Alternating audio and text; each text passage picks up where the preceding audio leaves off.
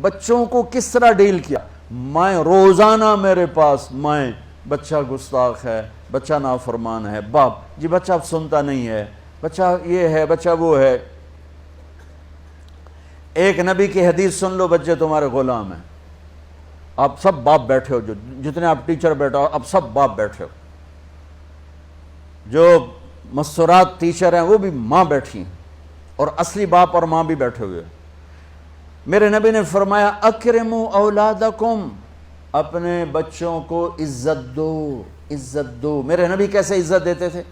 حضرت فاطمہ گھر میں انٹر ہوتی، اور یہ حضرت فاطمہ کا آنا کوئی 8ویں دن نہیں ہوتا تھا، گھر کے ساتھ گھر تھا، 2-4 گھر چھوڑ کے حضرت فاطمہ کا گھر تھا. ہر دوسرے تیسرے دن حضرت فاطمہ آتی ہیں، میرے نبی چیئر پہ بیٹھے ہیں، زمین پر بیٹھے ہیں، چارپائی پر بیٹھے ہیں، لیٹے ہوئے ہیں. جو ہی فاطمہ کو دیکھتے آپ کھڑے ہو جاتے.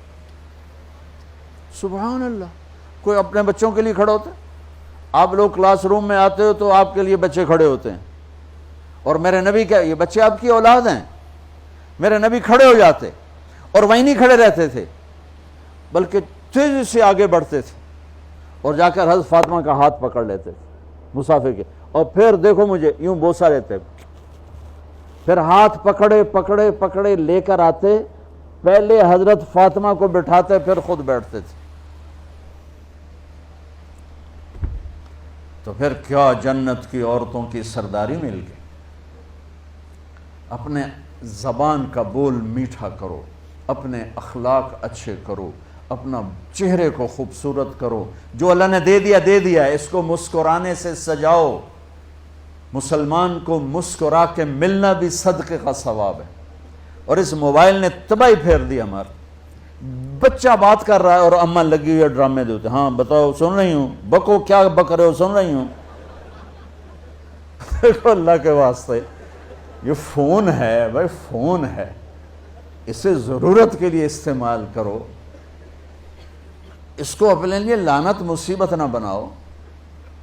ایک خاتون پیپر چیک کر رہی تھیں، ٹیچر تھیں، تو چیک کرتے کرتے رونے لگیں. تو ان کے خامن نے پوچھا کیا ہوا؟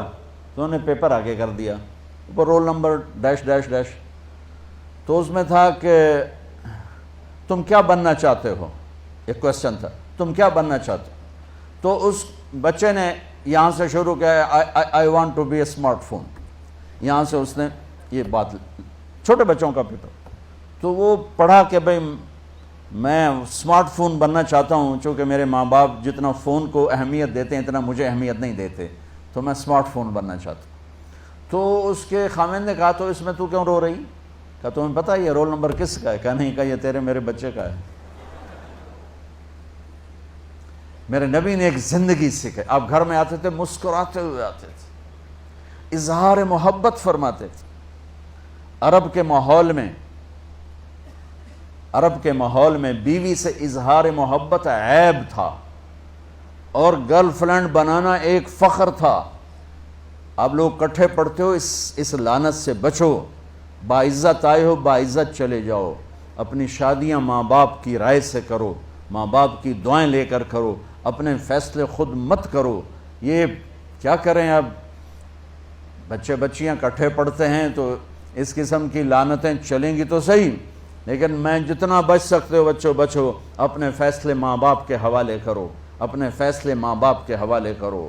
چونکہ جتنی عشق کی شادیاں ہوتی ہیں وہ ساری ہی ناکام ہوتی ہیں. عرب کے ماحول میں اظہار عشق بیوی کا عیب، اور گرل فرینڈ کے لیے اشعار.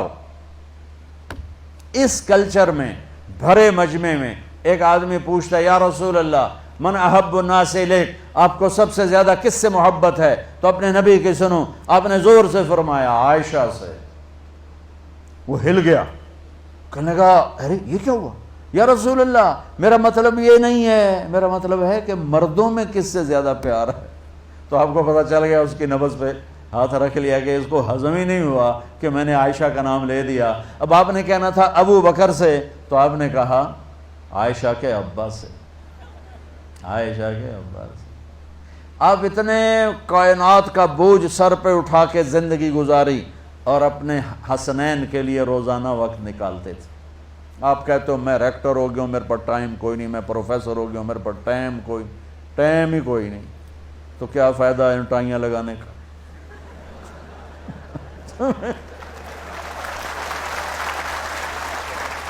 تمہارے لیے اپنے بچوں کے لیے ٹائم نہیں ہے تو تم کیا کر رہے ہو، جھک مار رہے ہو؟